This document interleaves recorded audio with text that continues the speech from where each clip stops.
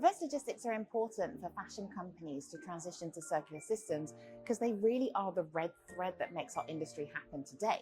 The success of the fashion industry, the speed, the agility, the globalized approach of what makes it successful are possible through logistics. They're an integral part of our fashion supply chains. As we step away from a fashion supply chain to a circular fashion system, we really need logistics as a partner to help us do that. How do we not only deliver a product or a material at the best possible value to an end customer, but how do we make that customer into a custodian of value and help reintroduce those materials back into the supply chain? The collaboration is the key. As part of the collaboration, you also mentioned that the end consumer needs to be in mind, because if they are not going to be picking this up, it will fail from the start, right? Also, the role of technology, especially how we look at it from the logistics perspective, there is a lot of opportunities to use the technology to again make things efficient, make things faster. Logistics will be they are key to ensure that we can redirect all those products, all those materials, all those fibers to the destination where we want to have them.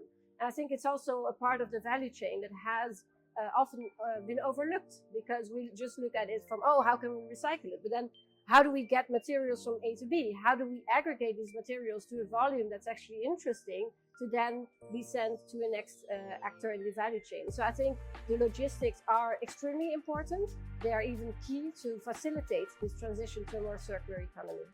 I think the more that we can continue to educate and raise awareness of the challenges that this industry is facing and the opportunity we have to solve them, and there's a lot of financial opportunity as well, but through collaboration across the board, and by incentivizing consumers, getting them to understand the importance of this, can get them to come to these, the thrift stores, the take back opportunities, and really be a part, play a role and be part of this journey together.